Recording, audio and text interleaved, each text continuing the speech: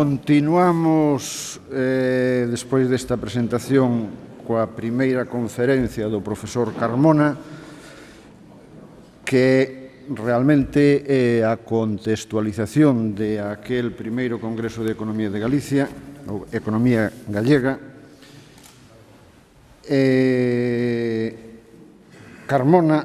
O profesor Carmona é xustamente a persoa máis indicada para facer esta exposición, porque, sin que sea unha palabra gratuita, é a máxima autoridade en historia económica en Galicia. Carmona é doutor en Economía, é catedrático da Universidade de Santiago e é fundamentalmente unha vocación, creo eu, académica, tanto na parte do ensino como na parte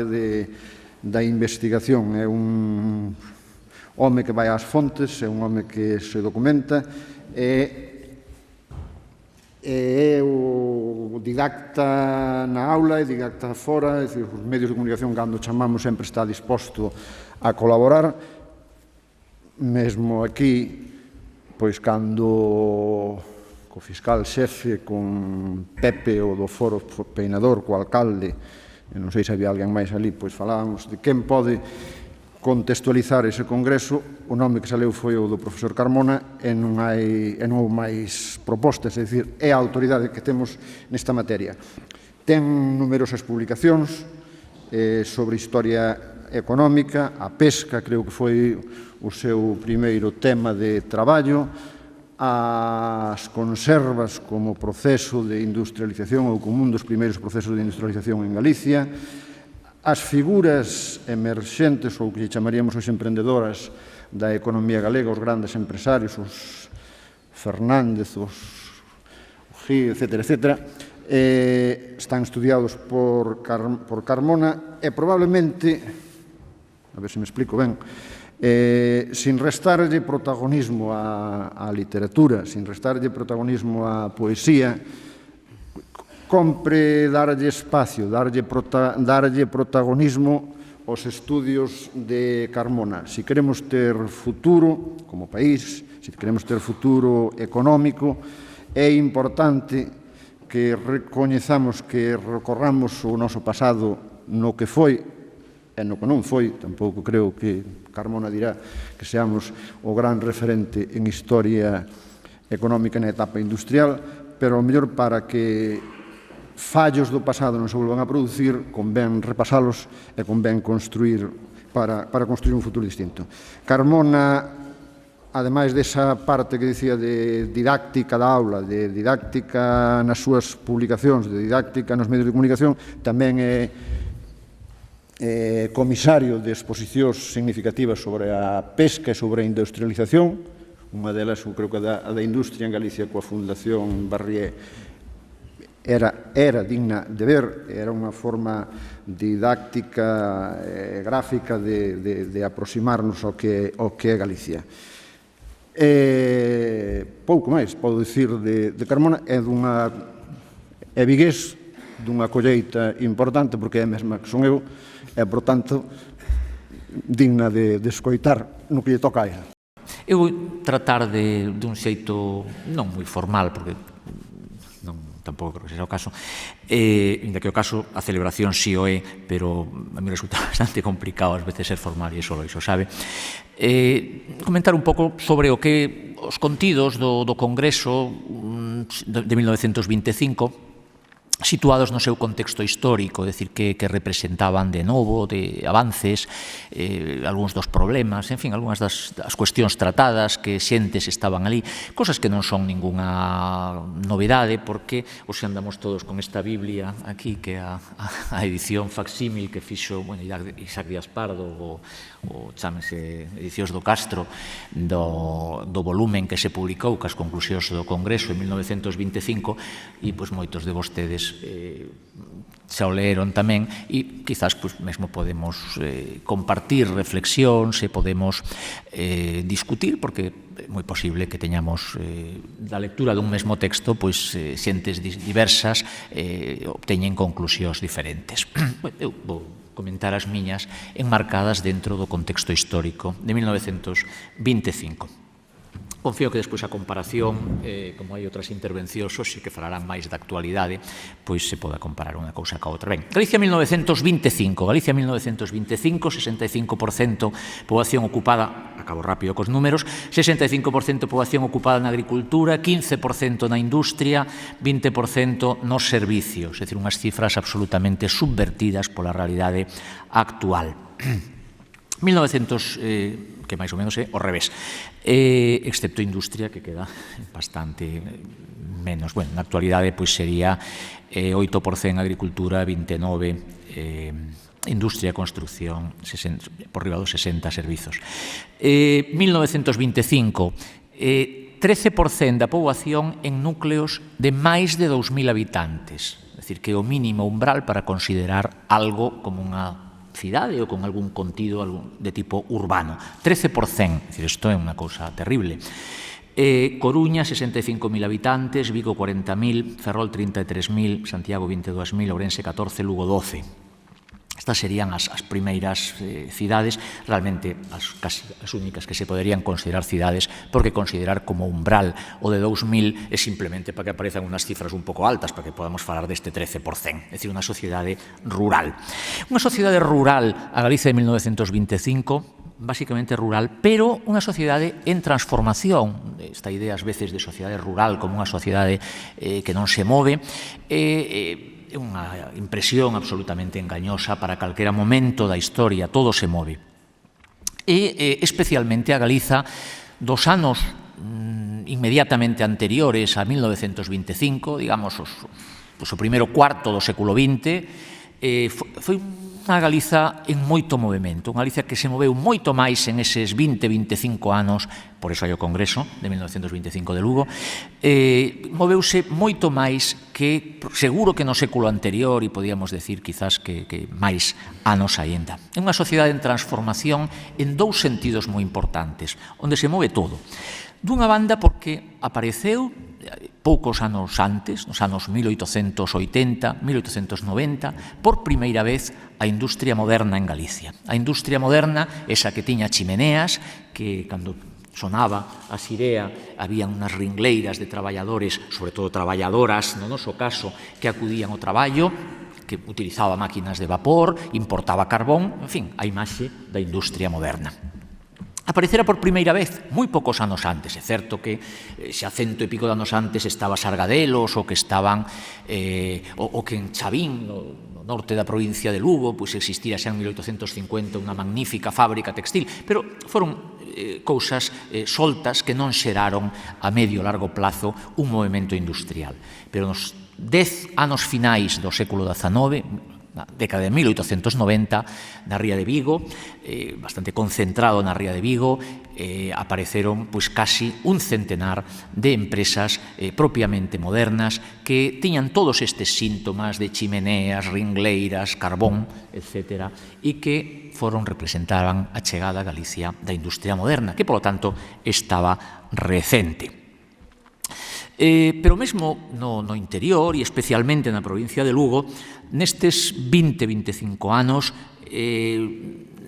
transformárase radicalmente casi a gandeiría, fundamentalmente, o conxunto do mundo rural, pero sobre todo tendo como tirón, como elemento de impulso, a gandeiría. Unha gandeiría que viña de moi atrás, existía de moi atrás, pero que multiplicara a súa orientación comercial. A súa orientación comercial cara á venta de carne no interior da península e que representaba un enorme movimento. Estes movimentos de carácter, a mí sempre gústame estas transformacións sociais, estes movimentos visualizalos un pouco retóricamente, e se a industria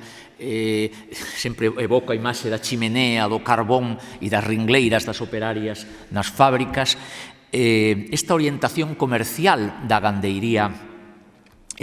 galega en xeral nesa época eu creo que se debería visualizar o gando vacuno vagando pola cidade de Lugo cando as compañías ferroviarias foron incapaces durante os primeiros anos, 1885, 86, 87, sobre todo durante a segunda mitade dos 80, foron incapaces de fornecer o material móvil necesario para que embarcase todo o gando que os tratantes, xente moi activa e moi emprendedora, e ás veces que teñen unha imaxe que non fai en realidade honor o papel que representaban desde un punto de vista económico e o papel modernizador que representaron, asumindo uns riscos que outros axentes económicos non emprendían, mesmo dentro do movimento agrarista. Se dá tempo de unha cosa que se pode falar, pois as compañías foron incapaces de fornecer o material móvil, e entón hai uns anos en que Lugo parecía o oeste americano, é dicir, causando destrozos por aí os animales, esa sensación de desorden, porque as compañías non fiaran, non foran quen de prever a enorme capacidade de resposta que frente a un aumento da demanda do mercado madrileño e do mercado catalán iban ter os gandeiros e, sobre todo, os tratantes lucenses. Esa para mí sería esa imaxe do cambio, un cambio que exixira, que tiña detrás, claro, un cambio tamén dos usos do solo, de incremento, de aumento moi forte dos pastos a costa do cereal de consumo humano durante eses mesmos anos. Por tanto, dous polos de transformación da economía galega nesa época, moi fortes, moi activos, moi importantes. E o segundo deles, é dicir, o cambio que afectaba a Galicia interior e fundamentalmente, hai que decir, a provincia de Lugo, este cambio deuse, ademais, unido, se o cambio en Vigo, o cambio no mundo, digamos, marítimo, pesca, conserva, todas estas cousas, asteleiros que se estaban xerando en Vigo, deu lugar a movimentos sociais, tanto de carácter empresarial, formación, por exemplo, da Unión de Fabricantes de Conservas da Ría de Vigo, a primeira patronal organización empresarial da historia de Galicia e a segunda máis antigua de España, que todo hai que decilo, das que existen na actualidade, aínda que con outro nome, e deu lugar xa a unha man de sociedades obreiras nas que se organizaba o novo proletariado vigués. Tamén hai que decir que a esta segunda pola da modernización da economía daquela época, a da Galicia interior, artellouse en torno a un movimento social moi forte, que foi o agrarismo, que dunha forma un pouco amplia e comprensiva denomínase o agrarismo, que foi un movimento, como se sabe, de resistencia, que nace como movimento de resistencia ao caciquismo, con dous elementos que tratan de aquelar, a resistencia ao caciquismo e a defensa da pequena agricultura como esencia do país, un tipo de organizacións que se articulan a nivel parroquial, que logo van crecendo e chegan a exercer unha importante influencia política. O agrarismo era un movimento moi diverso que comenzara no século XIX, xa nos anos 1860 ou 70, cas primeiras sociedades de seguros de gando, tratando de asegurar os problemas para o que, en fin, era unha auténtica tragedia para a economía campesiña, pois a morte ou a desaparición de un elemento do seu patrimonio gandeiro. Logo foise ampliando a outra serie de cousas e a medida que a marea agrarista vai crecendo, estas organizacións foronse coordinando como federacións, primeiro de carácter municipal, e logo en ámbitos máis amplios. E foron reuníndose en un tipo de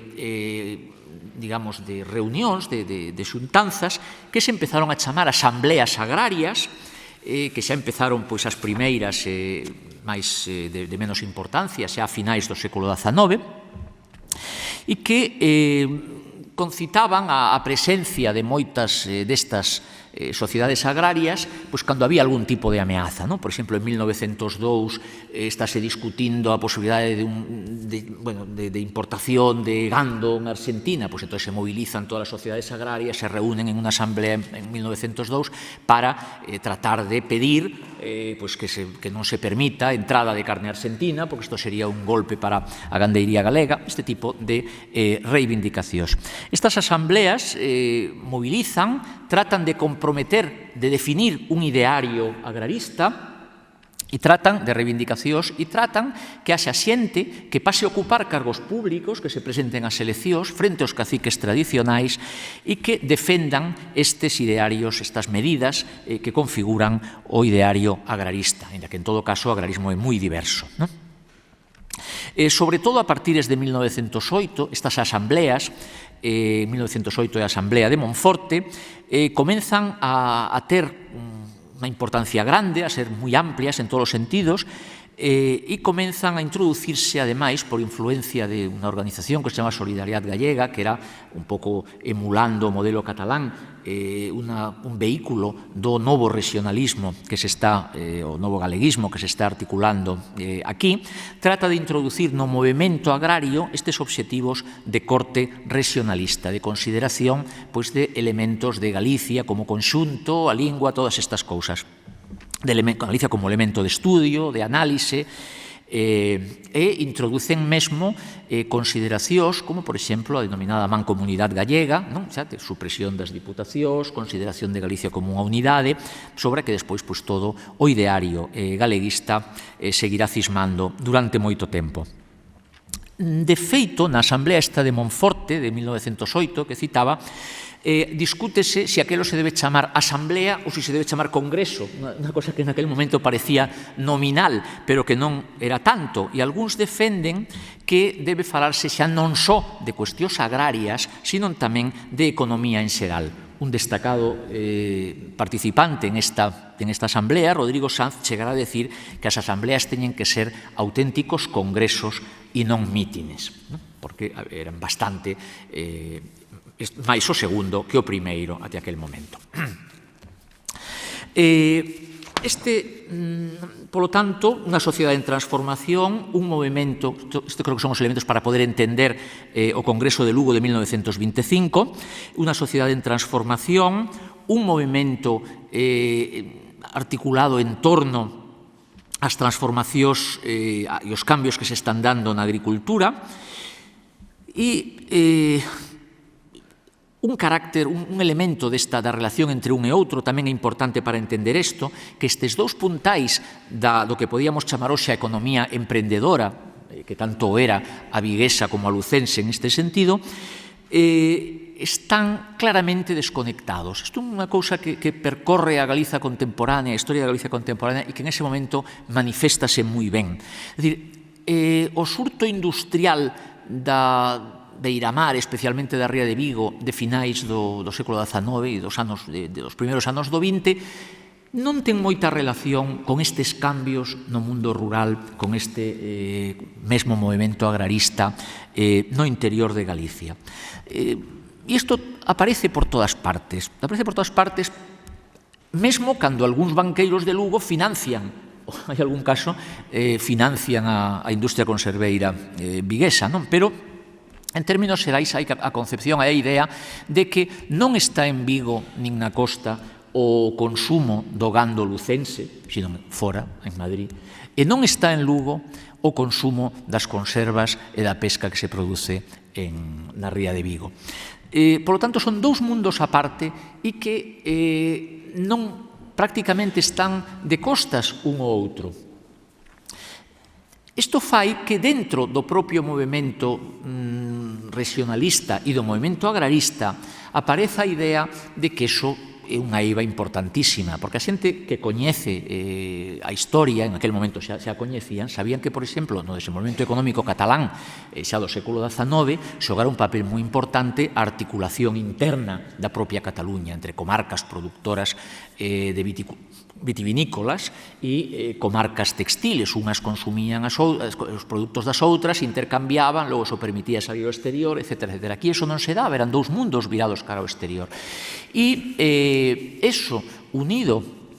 ao problema dunha tardía conexión ferroviaria e a conciencia, saber todos o éxito e o bo que fora esa conexión ferroviaria, porque a Galiza de 1886, que é o momento en que o primeiro ano en que funcionan xa as dúas líneas que van ao interior da península, é completamente distinta da Galiza de 2 anos antes. É dicir, en Madrid están empezando a descubrir que a merluza non é un animal antediluviano, como pensaban, porque desde logo ninguén consumía un peixe que tardaba 15 días en chegar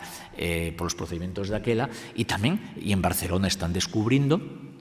que as vitelas, que os xatos de Galicia son unha cosa moi saludable, cosa que antes tampouco sabían, porque a ver como iba a chegar os terneiros a Cataluña andando. Si chegaban os bois a Madrid, un pouco deteriorados, pero chegaban 5 o 10.000 cada ano, non? Pero o ferrocarril representa un cambio radical neste sentido. E de aí que apareza a defensa do denominado ferrocarril central galego. O ferrocarril central galego, que debía unir Lugo con Pontevedra, de entrada Lugo con Pontevedra, aí conectaría xa con Vigo e posteriormente tamén unido á reivindicación do que chamaríamos hoxe o eixo atlántico, que tampouco existía en aquel momento, porque en aquel momento ainda non existía o tramo Santiago-Coruña, pois configura a defensa dunha rede de comunicacións moderna e que permita que Galicia non este virada ao exterior no ámbito dos transportes modernos, sino tamén conectada interiormente. De aí que esta cuestión do ferrocarril central xogase un papel importante en todas estas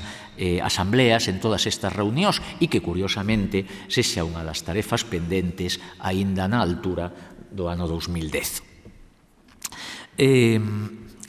Por lo tanto, unha sociedade en transformación con dous elementos básicos moi pouco conectados entre sí, un movimento que o agrarismo e un entorno político novo, ou máis ou menos novo, que levaba 2 anos, no ano 1925, que é a dictadura de Primo de Rivera, que xa daquela levaba 2 anos. Por que é importante falar da dictadura de Primo de Rivera e do entorno político español dentro do contexto do Congreso de Economía Gallega de Lugo de 1925? Pois porque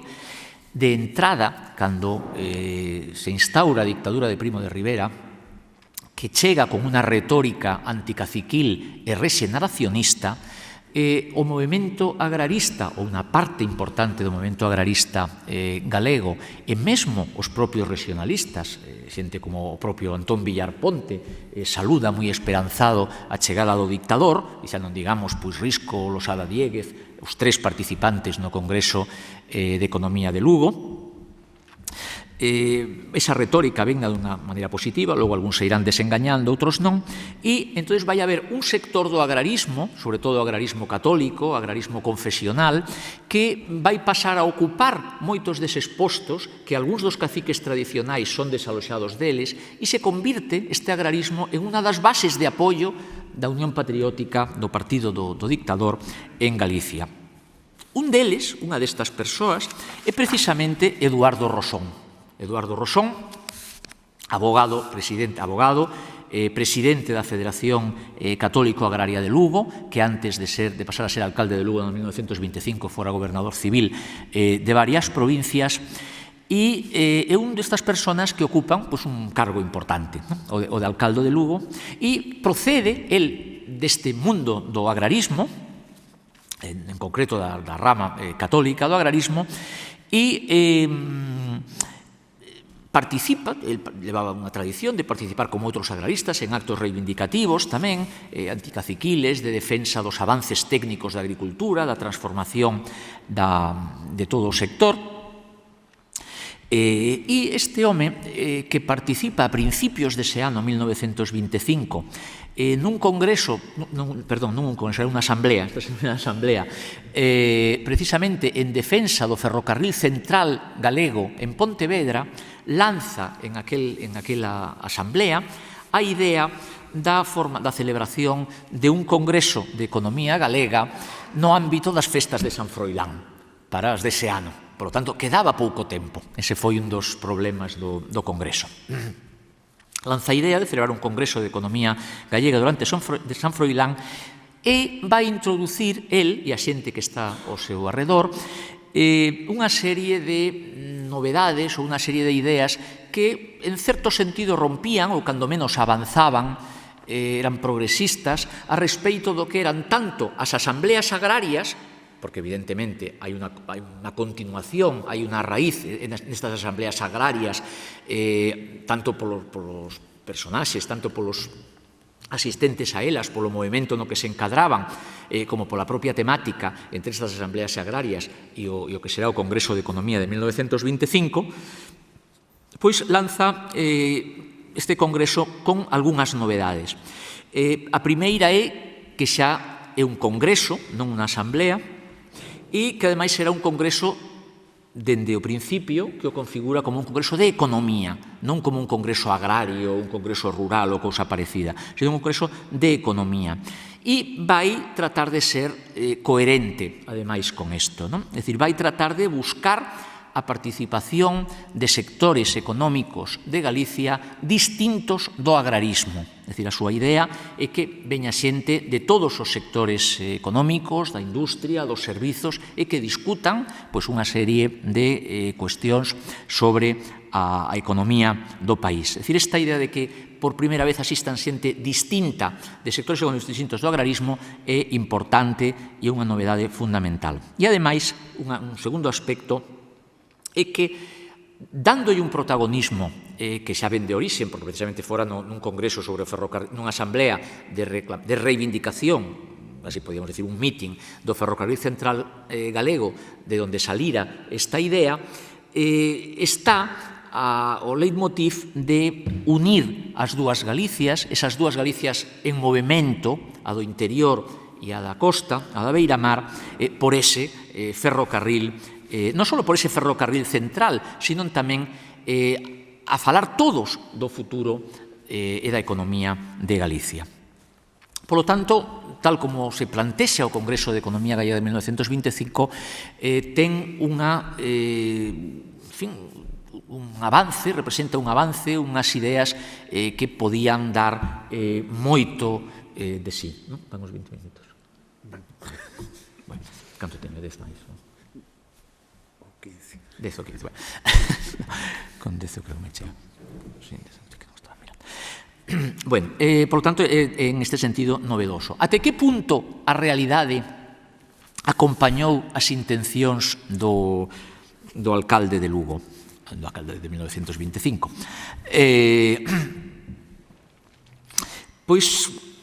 o primeiro problema que atopamos é que realmente sabemos moi pouco. Do Congreso de 1925 sabemos moi pouco. Son o primeiro que sei pouco. Realmente sabía sobre a época algunhas cousas e casi podo decir que me puxen a traballar o tema para estes días, non? Pero tampouco sei de outra xente que soubera, senón teria dito que viñeran eles. Entón, vou comentar dúas cousas, en todo caso, que se deduce de unha primeira, unha segunda, unha terceira lectura desto, e despois de buscar en algunhas fontes paralelas onde podía topar información distinta, contrastable, que dixeran cousas distintas, que criticaran o Congreso, un pouco de buscar unhas cousas e outras, algo se pode ver. Bueno, entre outros motivos é difícil, a verdade, deducir algunhas cousas de aquí, porque algúns erros na transcripción dos nomes están, que foron que no ano 1926, cando se publica isto, hai erros na transcripción do nome, se reproducen aquí, entón un despístase moito con aspectos fundamentais, non? E un pode decir, por exemplo, pois que algúns sectores económicos importantes están completamente ausentes, e logo se un mira mellor e donde dice Basilio, lee Braulio, porque aquí dice Basilio e baixo algún nome que non aparece mesmo neste libro, pero que despois está en algún outro texto, alguna prensa da época onde aparece ese nome, pois entón se dá de conta de que sí que houve algo máis, do que parece. É dicir, que hai que mirar para ver a importancia do Congreso, dedúcese casi máis do contexto e de outras cosas que do propio libro este de cabeceira que temos aquí. Bueno, o Congreso celébrase, efectivamente, los días 7 e 8 de outono de 1925, e a primeira cuestión é ver que xente asiste, non? Que si ten clientela ou é simplemente un tal. Bueno, o que coñecemos é a lista de inscripcións e de adhesións ao Congreso. Non sabemos se asistiron todos, mesmo hai contradiccións porque na prensa da época e en algúns outros documentos de arquivo pois aparece de uns que asistiron e que non aparecen aquí e de outros que se dice aquí que sí e que non están, pero bueno, máis ou menos pódese contrastando eso e máis o que son as conclusións e sabendo de que pé cosía cada un, pois pode facerse unha idea do que hai o que non hai. Bueno, o primeiro que se ve na lista dos asistentes, que eso xa aparece aquí, é unha forte vinculación, que era de esperar, co agrarismo católico da época. O presidente, o primeiro que fai o organizador, o alcalde de Lugo, é chamar como presidente a Valeriano Villanueva, que era un xurista militar de moito prestixio e moita tradición dentro do agrarismo católico, Varela de Limia, aquel crego de Tui, Domingo Bueno, que foi o inspirador do primeiro matadeiro frigorífico de Galicia, que foi o do Porriño, clérigo, Amador Montenegro, e dentro mesmo do sector hai un grupo de galeguistas, os que se fixo referencia antes, Antón Losada e Vicente Risco, que son os que teñen mellor interlocución precisamente con estes sectores tradicionalistas, eles son xente realmente moi tradicionalistas. Por riba destas personas notables vinculados co agrarismo católico, o primeiro que sorprende é que numéricamente hai un 20%, o sea, o colectivo máis amplio no Congreso son mestres da provincia de Lugo, todos eles. O sea, o que tampouco é sorprendente, porque o agrarismo pusera desde sempre un peso moi importante, dera unha importancia moi grande ao ensino, especialmente o ensino aplicado para a transformación da agricultura. Hai un 15% de profesionais, que son, o que moitos, son enxeñeiros, abogados, veterinarios, notarios, xente moi notable. O terceiro colectivo son o que poderíamos agrupar como forzas vivas, alcaldes, párrocos, médicos e no medio algún xornalista. Labregos, pois algunha excepción é posible que haxa, máis ben como excepción, desde logo, que como regla, e despois a universidade esta que sempre decimos que non está en conexión ca sociedade, e aproveito para decir que estas cousas son sempre mutuas de un lado e de outro, e que en concreto, polo menos polo que eu teño estudiado na historia de Galicia, é difícil decir se esa desconexión foi máis ben responsabilidade da universidade ou máis ben das empresas, que todo se xa dito, porque a universidade cando tivo ofertas, é dicir, en moitos casos tivo moitas líneas, e falo xa mesmo de principios do século XX, desta época, cando tivo ofertas, en moitas ocasións tivo ofertas moi interesantes e non foi un problema de oferta, sino un problema de demanda. É dicir, cando decimos moitas veces que, se dixo antes, que até os anos 1970, pois, digamos, a industria, a economía era relativamente feble, pois, claro, se non hai demanda, dificilmente, isto das spin-offs é un invento recente. Por exemplo, a universidade estivo representada por varias persoas, pero eu destacaría dous catedráticos, Salvador Cabeza de León, que ten importancia que participara neste congreso, sobre todo porque é a ponte con un congreso que houbera anteriormente no ano 1885, organizado pola Real Sociedade Económica de Amigos del País, que non era un congreso que se relacionara con movimento agrarista, sino que entroncaba o Congreso de Lugo de 1925 con outra tradición, duns congresos dun corte, pois, digamos, máis académico que celebrara a Real Sociedade Económica de Amigos del País a finais do século XIX. E despois Armando Castroviejo, puesto que era un congreso de economía, era o catedrático de economía, era o único catedrático de economía que existía na Universidade de Santiago. Armando Castroviejo era de economía política na Facultade de Dereito, puesto que non existía en aquel momento unha Facultade de Económicas, pero Armando Castroviejo é un personaxe tan interesante como pouco coñecido, ligado tamén ao catolicismo social. Era un personaxe moi relacionado ca Organización Científica do Traballo e un dos pioneiros en España da Organización Científica do Traballo. Este era un home que coía os seus alumnos de Economía Política, levábaos todos os anos de excursión por todas as empresas de Galicia, polas que había en aquel momento, e facía que no libro de visitas das empresas, tanto el como os alumnos deixaran ali. E el sempre, os alumnos simplemente asinaban, pero el deixaba unha perorata de 2 folios sobre o importante que era o taylorismo e a Organización Científica do Traballo e como as empresas galegas teñen. Hai empresas como Barreras, por exemplo, que conserva esas dúas das peroratas de Armando Castroviejo e son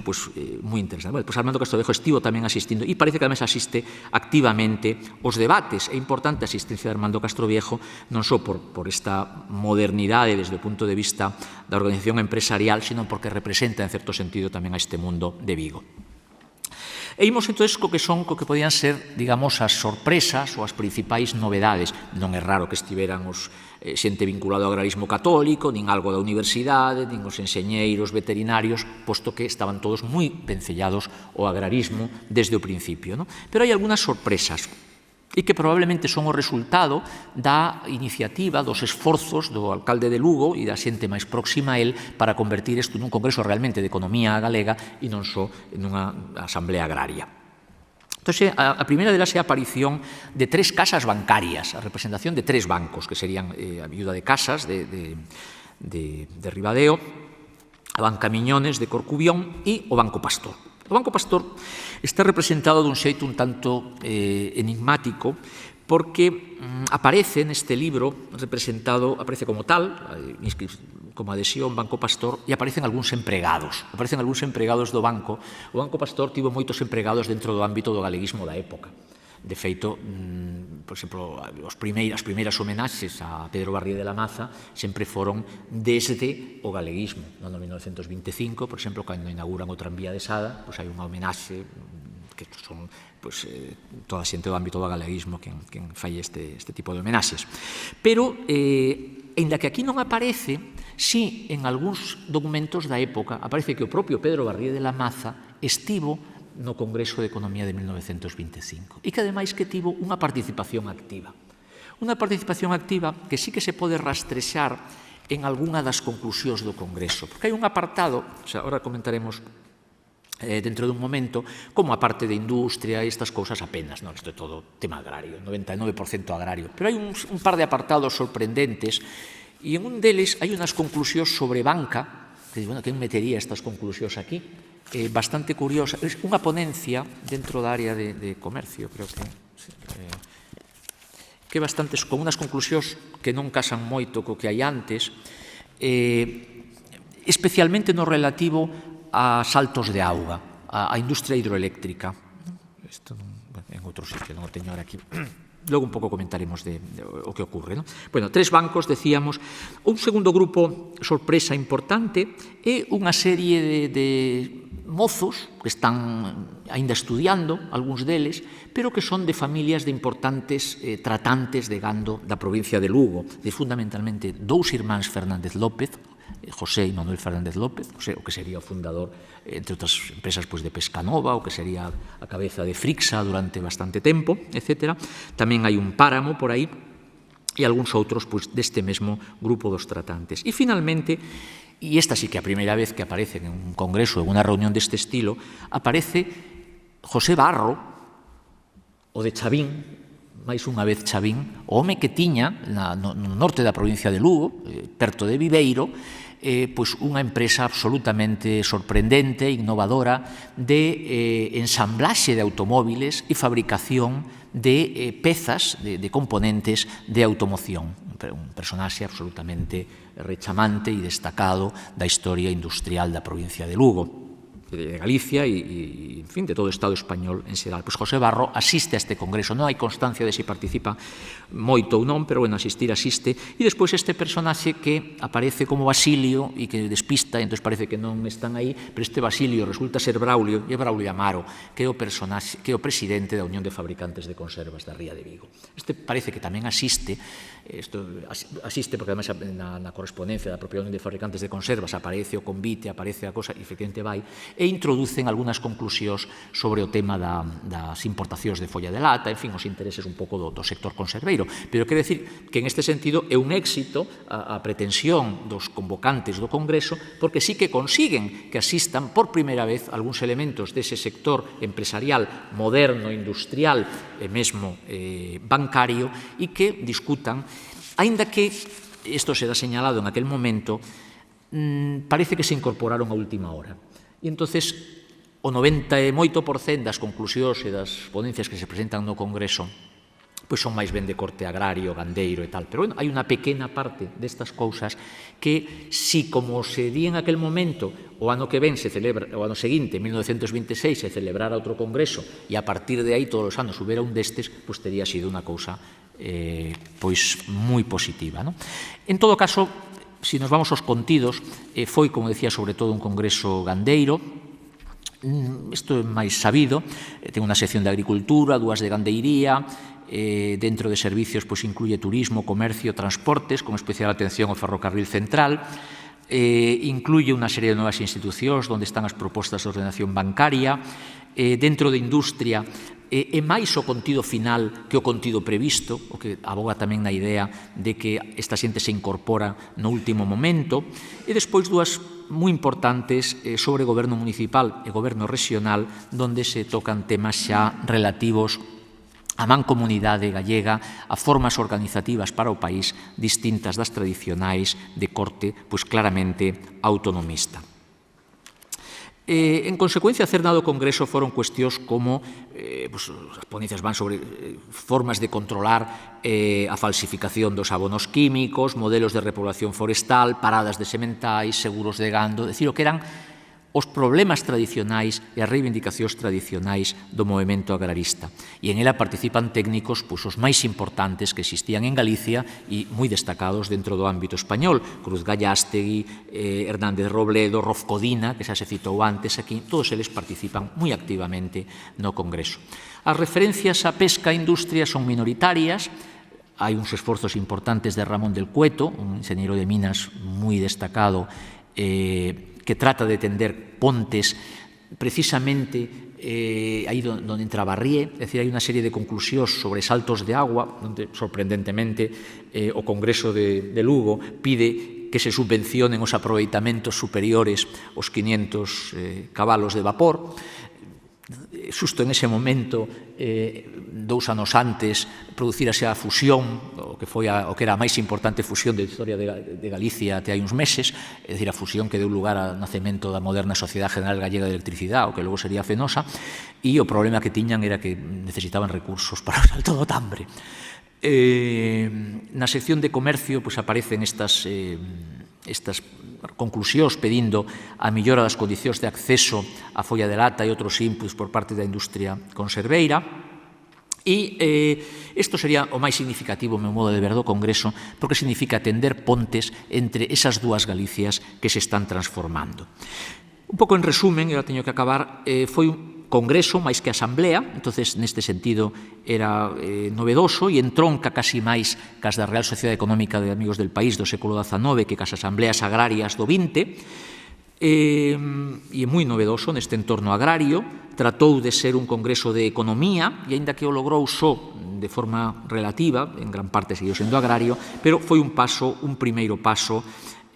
moi importante, que probablemente quedou un pouco frustrado pola precipitación. Houbo xente que dixo, non, deixes este congreso para o ano que ven, hai que esperar. Por exemplo, na revista Nós, na revista do momento galeguista da época, varias veces se suxire que esperen un pouco, que máis vale facelo ben, pero, bueno, posiblemente, senón, non se tería feito. E é a primeira vez que un congreso deste estilo aparecen empresarios, e ademais empresarios moi destacados, poucos, pero moi destacados. O plantexar temas de organización regional, o diálogo entre agrarios, empresarios e regionalistas, isto tamén era moi novedoso e era un diálogo que se pretendía que continuase nos anos seguintes, pero creo que foi roto non por outra cousa que por dous elementos moi importantes que se produciron nos anos seguintes, que foron a propia Gran Depresión, a crise de 1929, e aquí aproveito enlazando con algo que se dixo antes para recordar que efectivamente a Galicia non lle sentaron nunca malas crises. As grandes crises do século XX reforzaron a largo plazo a economía galega, unha cosa que creo que debe ser esperanzadora igualmente. Da crise do 29 Galicia millorou a súa participación na industria española e en conxunto tamén en todas as variables macroeconómicas. A crise dos 70 tamén, a ver se isto non cambia a cousa e conseguimos que continue esa tendencia. E que ademais, por tanto, o século XX sí que foi ben as crises, a ver se no século XXI tamén van as cousas mellores. Eu creo que acabarei dicindo que a lección de unidade do Congreso de 1925 entre movementos sociais, persoas que proceden da universidade, persoas do mundo político, e esa ponte entre as dúas Galicias que ainda hoxe non está de todo tendida pode ser a idea que resulte máis iluminadora para a Galiza do futuro.